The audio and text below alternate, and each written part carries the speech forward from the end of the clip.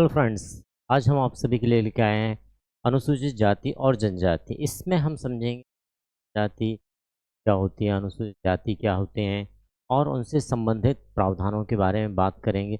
और साथ ही साथ जातियों के लेके जो विशेष प्रावधान बनाए गए हैं उसके बारे में आज हम चर्चा करने जा रहे हैं। तो फ्रेंड्स जुड़ जाइए सभी लोग, प्रारंभ करते हैं आज अपनी क्लास।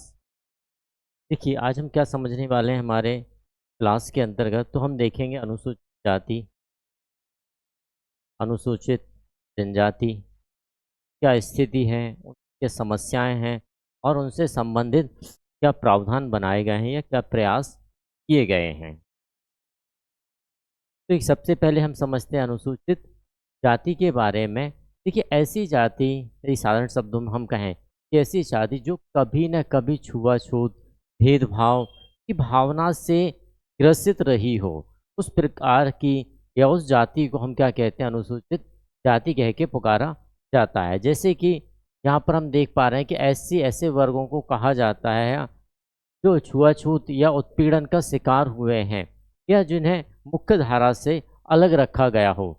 जैसे कि यदि हम कुछ पुराने या ऐतिहासिक परिप्रेक्ष्य को देखें तो वहाँ पर भी यही भावना पाई जाती है कि व्यक्ति विशेष को शिक्षा का निषेध रखा गया था और उसे सिर्फ और सिर्फ एक सेवा भाव से ही कार्य कराया जाता था और उन्हें एक अलग वर्ग या एक अलग तबके या एक अलग समाज के रूप में परिभाषित किया जाता था। तो इस प्रकार का जो हमारा व्यक्तित्व समुदाय रहा है उस समुदाय को हम क्या कहते हैं, अनुसूचित जाति कहा जाता है।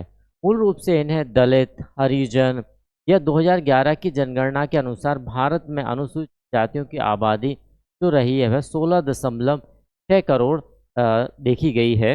यह देश की आबादी का लगभग कितना है भाई, 16% है और इनकी गिनती 10 साल में, प्रत्येक 10 साल में जनगणना की जाती है। सर्वप्रथम यदि हम बात करेंगे जो शब्द है अनुसूचित जाति या शेड्यूल कास्ट का जो शब्द है तो 1927 में किसके द्वारा लाया गया था, यह 1928 में लाया गया था साइमन के द्वारा। जो साइमन कमीशन भारत आया था ना, उस कमीशन के दौरान यह एक शब्द दिया गया था जिसे कहा जाता है अनुसूचित जाति। कब दिया गया फ्रेंड, तो यह दिया गया था 1928 में। कहीं कहीं आपको 1927 भी मिल सकता है, तो कंफ्यूज नहीं होना है। यदि 27 दिया होगा तो प्राथमिक हम 27 को देंगे और यदि 27 नहीं 28 है तो फिर प्राथमिकता हम 28 को ही देंगे। चलिए आगे बात कर लेते हैं।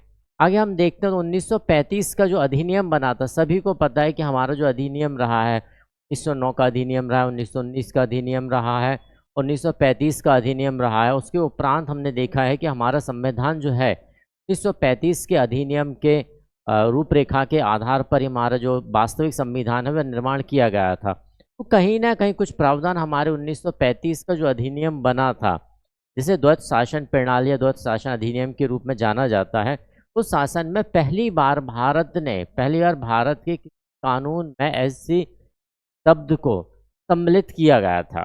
ठीक है ना। आगे बात करते हैं डॉक्टर अंबेडकर के अनुसार क्या कहा गया है। तो इनके अनुसार कहा गया है प्राचीन काल में अनुसूचित जातियों को खंडित पुरुष कहा जाता था। देखिए कई बार ये आ जाते हैं कि किस व्यक्ति के द्वारा किस जाति को किस प्रकार से परिभाषित किया गया है। तो हमें ध्यान रखना है कि यदि बात अंबेडकर जी की आती तो हमें क्या कहा गया है कि खंडित पुरुष अनुसूचित जाति को कहकर पुकारा गया है। जिस प्रकार गांधी जी के द्वारा हरिजन कहा गया है, गिरिजन कहा गया है, ठीक है ना, गिरिजन आदिवासियों को कहा गया, बाकी हरिजन अनुसूचित जाति को कहा गया है। ऐसे लोग जो खंडित हैं या जो संपूर्ण नहीं हैं, संपूर्ण किन्हें माना जाता है, तो संपूर्ण देखिए जो हमारे उच्च वर्ण में रहे उन्हें कहीं ना कहीं संपूर्णता का दर्जा प्रदान किया गया था। वहीं पर यदि हम अंतिम वर्ण की बात करें, जैसे शूद्र वर्ण की बात करते हैं, तो कहीं ना कहीं शूद्र वर्ण को हम वैदिक काल से ही यह देख पा रहे हैं कि उन्हें शिक्षा का अधिकार नहीं था, उच्च वर्ण में जाने का अधिकार नहीं था। बहुत से ऐसे समाज की कुप्रथाओं के कारण निषेध लगा दिए गए थे, जिसके कारण उनका विकास या उनमें परिवर्तन बहुत ही लंबे समय के उपरांत। चलिए आगे बात करते हैं। वहीं पर भारतीय संविधान की यदि हम बात करते हैं तो भारतीय संविधान के अनुच्छेद 341 में ऐसी जातियां, ऐसा वंश, जाति, वंश, आदिवासी समूह को अनुसूचित जाति कहा गया है जो सरकार अनुसूचित जातियों की सूची में शामिल करती है। यानी कि वे सभी जातियां जिन्हें सरकार ने अनुसूचित जाति की जो बना रखी है सूची, उसमें शामिल यदि कर दिया है तो वे सभी जातियां क्या हो जाएंगी, अनुसूचित जातियां हो जाएंगी। इसी प्रकार जब हम अनुसूचित जनजाति की बात करेंगे तो वहां पर भी एक सूची बना रखी है प्रत्येक सरकार के द्वारा कि यदि कोई क्षेत्र आधारित ऐसी जाति है जिसे हमने कहाँ शामिल कर दिया गया है, यहाँ पर अनुसूचित जातियों की सूची में शामिल कर दिया गया तो उसे अनुसूचित जाति कहा जाएगा। और इसी प्रकार अनुसूचित जनजाति की जो सूची बना रखी है उस अनुसूचित जनजाति की यदि सूची में शामिल कर दिया जाए तो उन्हें अनुसूचित जनजाति कहा जाता है। आर्टिकल किसके 341 के अंतर्गत कहा गया है। सर्वप्रथम 1931 में जनगणना कुछ जातियों को व्यवस्थित रूप से दलित वर्गों में रखा गया। देखिए जब रखने की बात आती है तो हम कहाँ देखेंगे उसे, सबसे पहले यदि हम शब्द की बात करें तो शब्द हमारे पास कब आया, शब्द की बात हम करते हैं तो हमारे पास 1928 में साइमन कमीशन के द्वारा आया, ठीक है ना। और यदि हम जातियों को लें तो सबसे पहला या सर्वप्रथम प्रयास कब किया गया, तो सर्वप्रथम प्रयास 1931 में किया गया था, जो दलित वर्गों के रूप में किया गया था। कैसे किया गया फ्रेंड, दलित वर्गों के रूप में यहाँ पर किया गया था। और यदि हम संवैधानिक नियमों की बात करें तो 1935 का जो अधिनियम रहा वहाँ पर अनुसूचित शब्द का उल्लेख हमें देखने को मिल जाता है, ठीक है। आगे बात करते हैं अनुसूचित 341 में राष्ट्रपति को यह अधिकार दिया जाता है। देखिए भाई कोई भी जाति को कब अनुसूचित जाति कहा जाएगा तो इसका अंतिम अधिकार किसके पास रहता है, राष्ट्रपति के पास रहता है। और राष्ट्रपति के पास अधिकार होने के उपरांत ही राष्ट्रपति यह दर्जा देता है कि भाई यह जो जाति है यह अनुसूचित जाति कहलाएगी।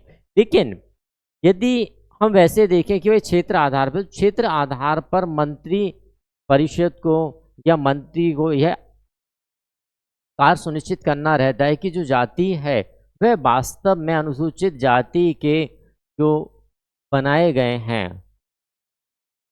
उन पर यदि लागू किए जा रहे हैं तो यहाँ से प्रतिवेदन बनकर कहाँ जाता है, राष्ट्रपति के पास जाता है। और अंतिम स्वीकृति किसके द्वारा दी जाती है, राष्ट्रपति के द्वारा दी जाती है। आर्टिकल 341 के अंतर्गत यानी कि 341 के अनुसार यह प्रावधान रखा गया है किसी क्षेत्र में किसी विशेष जाति को राष्ट्रपति की अंतिम स्वीकृति के आधार पर अनुसूचित जनजाति माना जाएगा, ठीक है।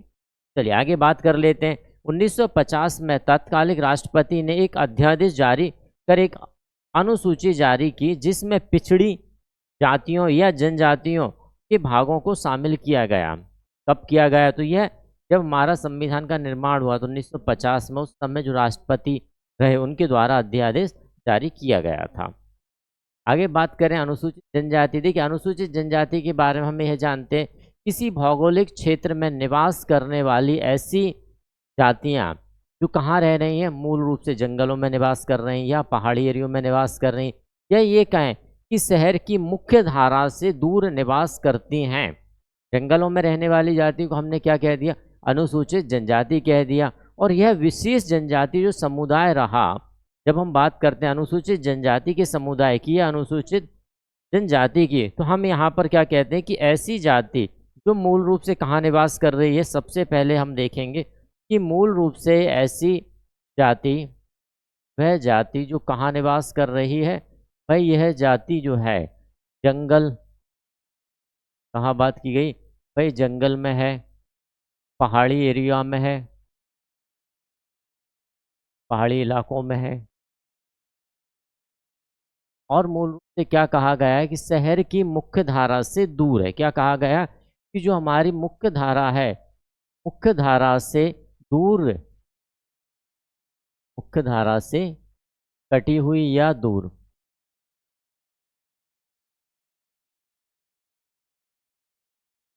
कटी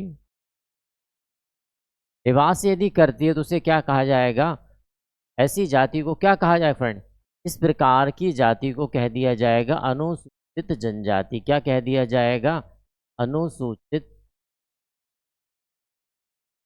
जन। अब यहाँ पर देखा जाता है कि भाई यह जो अनुसूचित जनजाति है, इस अनुसूचित जनजाति की स्वयं की क्या होगी, स्वयं की एक संस्कृति होगी। देखिए जितनी भी जनजाति हम देखेंगे, सभी जनजातियों की स्वयं की कोई ना कोई संस्कृति होगी, है ना? गीत, गायन, नृत्य, यह भी इन जातियों के गीत होंगे, कुछ गायन शैली होगी। और हम कहते हैं कि भाई इस प्रत्येक जो जनजाति है उसकी स्वयं की एक भाषा होगी, स्वयं की एक क्या होगी, सभ्यता के बारे में बात करते हैं। तो इस प्रकार से जब हम देखते हैं कि एक ऐसा जन समुदाय जो मूल से कहाँ निवास कर रहा है फ्रेंड्स, जंगलों में निवास कर रहा है, पहाड़ी इलाकों में निवास कर रहा है, और इस प्रकार से अपने स्वयं की भाषा, नृत्य, गायन, चित्रकला, ये विशेष प्रकार की चीज़ें भी वह अपने समुदाय में समाहित रखता है। तो इस प्रकार से जो जनजातीय समुदाय हम देखते हैं उन्हें हम क्या कहते हैं, अनुसूचित जनजाति कहा जाता है। कई व्यक्तियों के द्वारा इन्हें क्या कहा गया है भाई, आदिवासी कहा गया है। क्या कहा गया है, आदिवासी उपनाम से पुकारा गया है, गिरिजन नाम से पुकारा गया है, जंगलवासी पुकारा गया है। तो इस प्रकार से विभिन्न नाम हमें देखने को मिल जाते हैं कि यदि हम किसी जनजाति की बात कर रहे हैं तो इस प्रकार से हमें देखने को नाम मिल जाते हैं। अब इन्हीं जनजातियों की जब हम बात करते हैं कि ऐसा समुदाय जो सरकारी सूची, अब देखिए यहाँ पर बात आ जाती है कि जिस प्रकार हमने अनुसूचित जाति को रखा है अपने एक सूची के तहत और उन्हें हमने क्या कहा, अनुसूचित जाति कहा, तो उसी प्रकार जनजाति के लिए भी एक सूची का निर्माण किया गया और उस सूची में जब हम रख देते हैं तो उस प्रकार के समुदाय को क्या कहा गया है, अनुसूचित जनजाति समुदाय कहा गया है। देखिए कहाँ भाई इनके रीति रिवाज, परंपराएं भी नियम कायदे बनाकर अपने अलग अलग रहती हैं। ऐसे लोग आमतौर पर जंगलों में, पहाड़ों में रहते हैं। इन्हें आदिमपन, भौगोलिक अलगाव, सामाजिक, शैक्षणिक, आर्थिक पिछड़ापन से जातीय समुदाय को अलग रहा। भाई निश्चित बात है, जो शहर की मुख्य धारा से यदि अलग रहती है, कटकर रहती है, तो हम क्या देख पाएंगे, हम यह देखेंगे ना कि वे वहाँ तक भौतिक संसाधन नहीं पहुँच पा रहे हैं। और बहुत सी जनजातियाँ तो ऐसी हैं जो काफ़ी दुर्लभ स्थिति में पाई जाती हैं। एक ऐसी स्थिति जहाँ पर आम व्यक्ति का पहुँचना भी संभव नहीं हो पाता। ऐसे स्थानों पर भी बहुत सा ऐसा मानव समुदाय रह रहा है जिन्हें हम क्या कहते हैं, अनुसूचित जनजाति कहकर पुकारते हैं। इनकी भी जो गणना है कितने साल में की जा रही है, तो भाई यहाँ भी गणना 10 साल में की जा रही है। 2011 की जनगणना के अनुसार इनकी आबादी जो आकलन है वह है 10.43 करोड़। ठीक है, लगभग इसलिए है कि बहुत सी जनजातियों तक पहुँच भी नहीं हो पाती है। आगे बात करते हैं, देश की कुल आबादी का 8% से भी ज़्यादा देश भर में 705 अनुसूचित जातियाँ रहती हैं। देश भर में 705 अनुसूचित जातियां रहती हैं। संविधान का अनुच्छेद 366 25 अनुसूचित जातियों को उन समुदाय के रूप में संदर्भित करता है जो संविधान के अनुच्छेद 342 के अनुसार निर्धारित की गई हैं। यानी कि यहाँ पर बात की जा रही कि अनुच्छेद 342 जो है उसके अंतर्गत जो रखा गया है अनुसूचित जनजाति समुदाय को, जो कि है आर्टिकल 366 25 के अंतर्गत। ठीक, आगे बात करते हैं, अनुच्छेद 342 के अनुसार अनुच्छेद 342 क्या कहता है कि केवल वे समुदाय जिन्हें राष्ट्रपति द्वारा क्या किया जाता है, प्रारंभिक सार्वजनिक अधिसूचना के द्वारा, देखिए किसी भी जाति या जनजाति को सूचीबद्ध करने के लिए राष्ट्रपति की अधिसूचना होना आवश्यक है। बिना राष्ट्रपति की स्वीकृति या अधिसूचना के ना होने पर उस जाति को उस जनजातीय समुदाय या अनुसूचित जाति समुदाय में नहीं रखा जा सकता है। तो यह हमें कहाँ देखना है, तो आर्टिकल 342 के अंतर्गत यह हमें देखने को मिल जाता है, जिसमें सार्वजनिक अधिसूचना के माध्यम से संसद के बाद संशोधन करके उसे घोषित किया जाता है कि भाई यह जो है अनुसूचित जनजाति के नियमों का पालन करे और यहाँ पर इन्हें अनुसूचित जनजाति का दर्जा प्रदान किया जाता है। वहीं पर अनुसूचित जनजातियों की सूची राज्य, संघ, क्षेत्र विशिष्ट है। देखिए क्षेत्र आधार इसलिए रखा गया है कि केंद्र को यह नहीं मालूम है कि जो जनजाति रह रही है, जो जनजाति समुदाय देखा गया है, उसका भौगोलिक दायरा क्या है, वह किस प्रकार से रह रही है, किस प्रकार से निवास कर रही है। इसलिए क्षेत्र की विशिष्टता का होना यहाँ पर आवश्यक हो जाता है। आगे बात करते हैं हम, कुछ अनुसूचित जनजातियाँ जिनकी संख्या 75 है उन्हें विशेष रूप से कमजोर जनजातीय समूह के रूप में भी रखा गया है। जिस प्रकार हम किसी क्षेत्र या किसी राज्य विशेष की बात करते हैं तो प्रत्येक राज्य में ऐसी कोई ना कोई जनजाति अवश्य होती है जिसे पिछड़ी हुई जनजाति के रूप में दर्जा मिल जाया करता है। तो यहाँ पर हम देखते हैं कि क्या विशेषताएं रहती हैं। प्रौद्योगिकी पूर्व कृषि का स्तर, अत्यंत कम साक्षर, स्थिर या घटती जनसंख्या और अर्थव्यवस्था का निर्वाह स्तर, यानी कि ऐसी जनजाति जो प्रौद्योगिकी पूर्व कृषि का यानी कि टेक्नोलॉजी डेवलप हो चुकी है उसके पहले भी जिस प्रकार से खेती की जा रही थी उस प्रकार से यदि खेती कर रहे हैं तो पहली विशेषता अत्यंत कम साक्षर। देखिए आज के समय पर साक्षरता बहुत ही आवश्यक हो चुकी है, लेकिन यदि उस जनजाति के लिए उतना साक्षरता नहीं है तो यह एक विशेषता। स्थिर या घटती जनसंख्या, ऐसा जनजातीय समुदाय जिसकी या तो जनसंख्या 10 साल में स्थिर ही है या घट रही है, तो इस प्रकार की जो जनजातियां रहती हैं उन्हें क्या कहा जाता है, उन्हें कहा जाएगा विशेष रूप से कमजोर, है ना, विशेष रूप से कमजोर जनजातीय समूह में रखा गया उन्हें। अर्थव्यवस्था का निर्वाह स्तर, यदि उनकी अर्थव्यवस्था का निर्वाह स्तर जो है, वैसे तो हम देखते हैं कि जंगल की जो उपज है उनके आधार पर ही हमारी जो जनजातियां हैं वह जनजातियां अपनी जीविकोपार्जन चलाती हैं या अपनी आर्थिक स्थिति को सुदृढ़ करती हैं, लेकिन उनसे भी यदि पूर्व की स्थिति हो तो ऐसी जनजातियों क्या कहा जाएगा, कमजोर वर्ग में रखा जाएगा।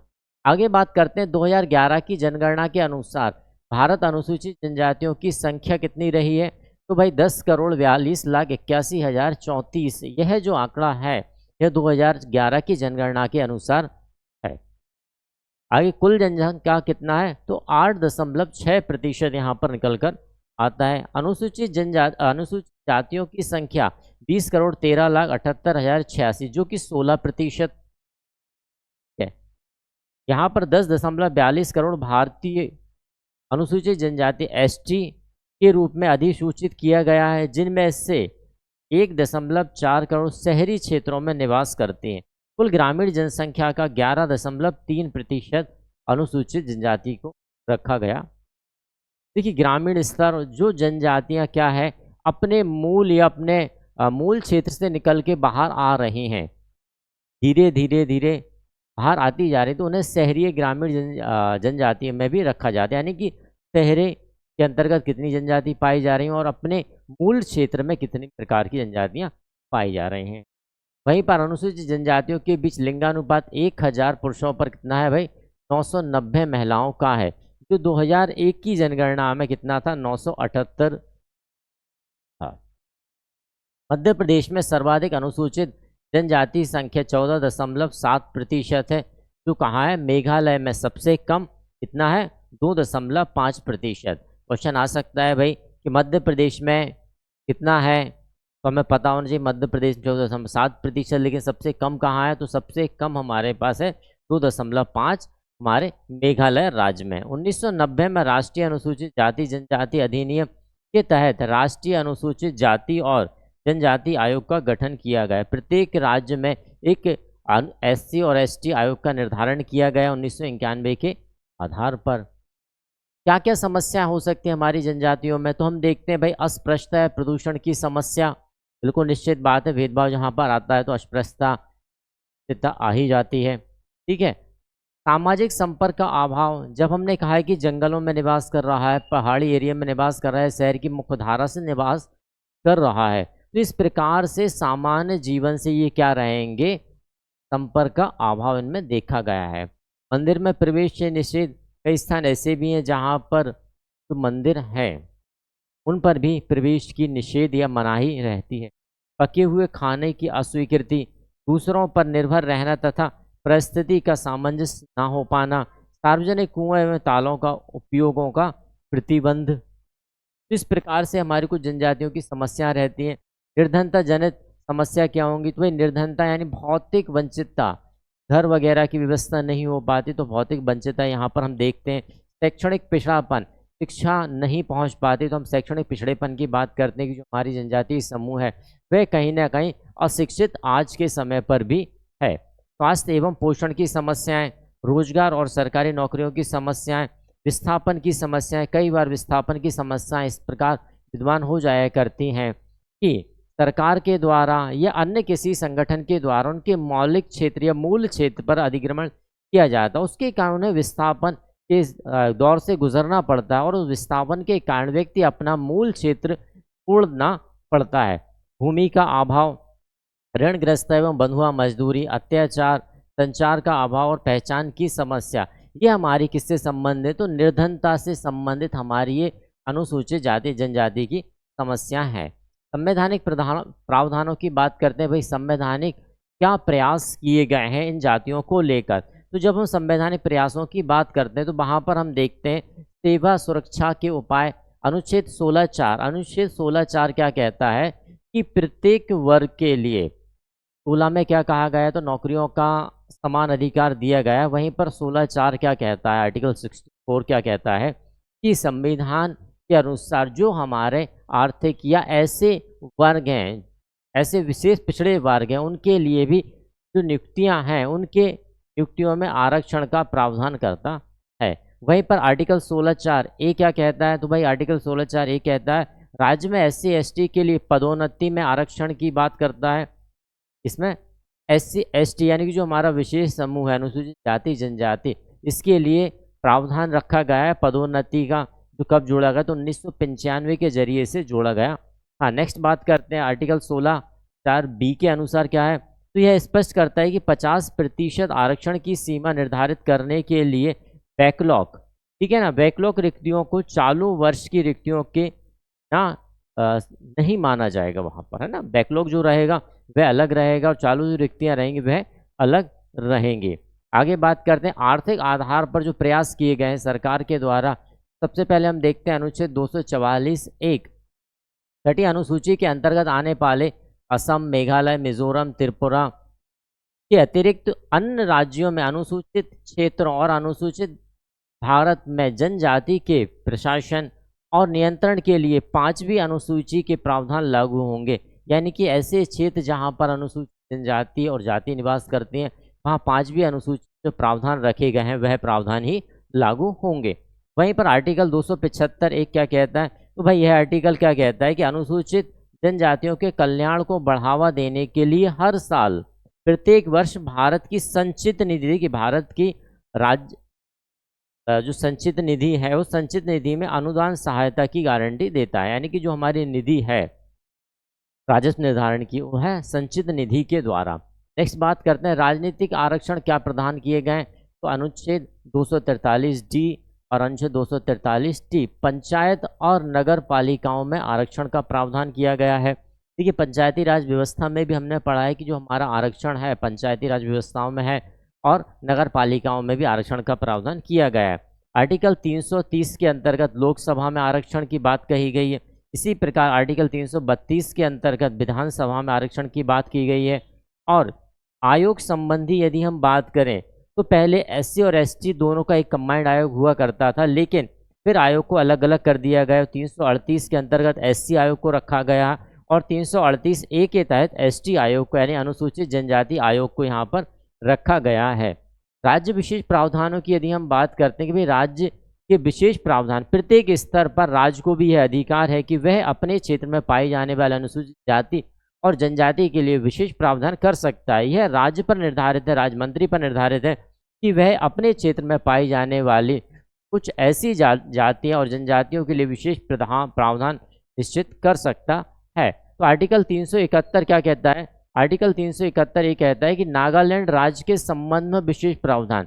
इसके संबंध में यहाँ पर नागालैंड राज्य की बात की जा रही है। आर्टिकल 371A के तहत राज्य ने प्रावधान किए हैं, किसके लिए किए हैं, नागालैंड में नागा जो जनजाति रहती है उसके लिए विशेष प्रावधान है। वहीं पर अनुच्छेद 371B क्या कहता है, बी बात करता है असम राज्य के संबंध में। किसके बारे में बात करता है, असम राज्य के संबंध में विशेष प्रावधान है जो कि वर्ष 1969 में लाया गया था। कब लाया गया था, 1969 में प्रावधान लाया गया था। किसके लिए विशेष रूप से, तो असम राज्य के लिए है।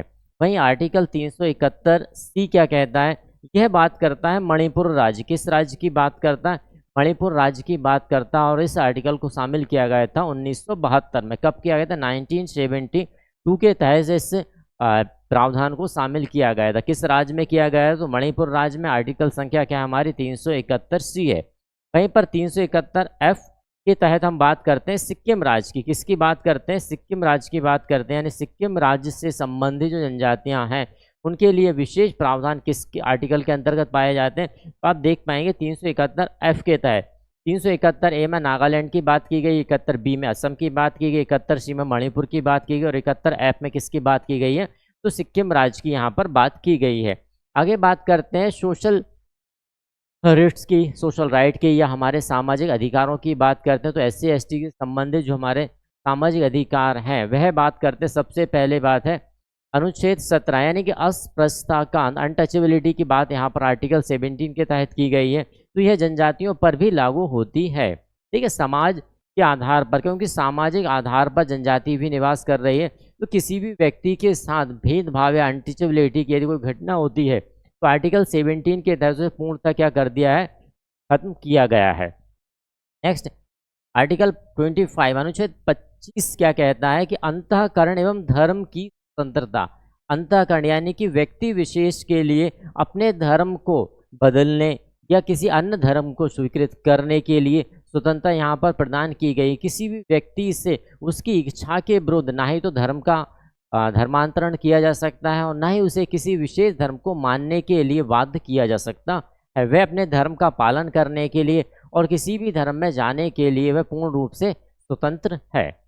नेक्स्ट आर्टिकल क्या है? आर्टिकल 46 अनुच्छेद 46 क्या कहता है? SC ST में शैक्षिक आर्थिक हितों को लेकर प्रोत्साहन, ठीक है, सामाजिक अन्याय एवं शोषण से सुरक्षा। कौन सा अनुच्छेद? तो अनुच्छेद 46 है, प्रावधान करता है कि SC ST के लिए शैक्षणिक स्तर पर उच्च करने के लिए, आर्थिक हितों को समान करने के लिए, प्रोत्साहित करने के लिए और साथ ही साथ उन्हें सामाजिक अन्याय व शोषण से मुक्त कराने की बात करता हमारा आर्टिकल 46। नेक्स्ट आर्टिकल की बात करते हैं तो आर्टिकल 23 बंधुता मजदूरी को समाप्त करने, यानी कि जो हमारी बंधुआ मजदूरी है, बंधुआ मजदूरी का आशय रहता है कि व्यक्ति विशेष को 24 घंटे के लिए या वहीं पर कहते हैं ना पीढ़ी दर पीढ़ी आपको यही कार्य करना पड़ेगा। इस प्रकार की बंधुआ मजदूरी या बेगार को खत्म करने के लिए हमारा आर्टिकल क्या? तो हमारा आर्टिकल 23 या नेक्स्ट बात करते हैं हम अनुच्छेद 24 के तहत तो बाल श्रम को प्रतिबंधित। भारत में कई प्रकार के ऐसे कानून बनाए गए, चाइल्ड लेबर एक्ट हैं और विशेष प्रकार के ऐसे अधिनियम बनाए गए हैं जहां पर बाल श्रम को प्रतिबंधित किया गया और ऐसे कई कारखाने हैं, कई ऐसे कार्य हैं जहां पर बाल श्रमिकों के लिए पूर्णतः निषेध रखा गया है। जहां उनकी जान से संबंधित या जोखिम भरे कारखाने हैं, जोखिम भरे माइंड हैं, वहां पर उन्हें बाल श्रमिकों के लिए पूर्णतः प्रतिबंधित किया गया है। नेक्स्ट बात करते हैं कुछ ऐसी योजनाओं के बारे में बात करते हैं। ये हमारी मध्य प्रदेश से संबंधित कुछ योजनाएं हैं।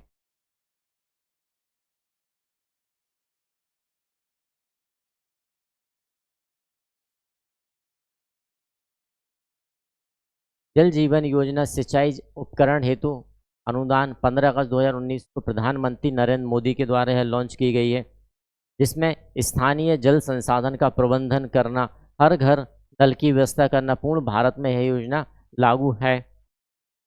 भारत के सभी घरों में 2024 तक व्यक्तिगत घर घर में नल कनेक्शन का प्रावधान यहाँ पर रखा गया है। धनवंतरी योजना SC ST के चिकित्सकों के लिए निजी प्रैक्टिस हेतु आर्थिक सहायता उपलब्ध कराना किस योजना के अंतर्गत है? तो धनवंतरी योजना के तहत इस प्रकार की 188 मेडिकल स्टोर खोले जाएंगे और मेडिकल स्टोर पर 251 तहत जेनेरिक दवाएं तथा 27 सर्जिकल उत्पाद बेचना अनिवार्य होगा।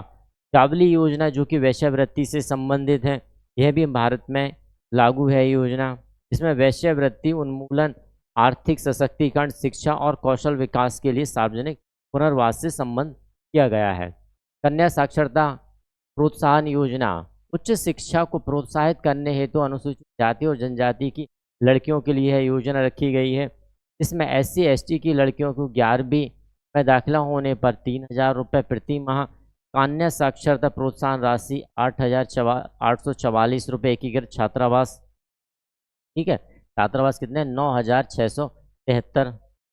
वहीं पर दीनदयाल चलित अस्पताल योजना यह योजना 2006 में शुरू की गई थी, जहाँ पर आसान स्वास्थ्य सेवाएं, विविध चिकित्सा सेवाएं, आसानी से उपलब्ध दवाएं तथा जागरूकता अभियान चलाए गए थे। तो फ्रेंड ये थे हमारे एससी एसटी से संबंधित क्लास, जहाँ पर हमने एससी एसटी से संबंधित जानकारियाँ देखी और विभिन्न प्रकार से सरकारी जो प्रावधान किए गए हमारे अनुसूचित जाति और जनजाति के लिए, उनके बारे में हमने बात की और साथ ही साथ हमारे अनुसूचित जाति जनजाति के लिए क्या समस्याएं हैं तो हमने बात की और सरकार के द्वारा जो योजनाएं बनाई गई उनके हमने यहाँ पर चर्चा की।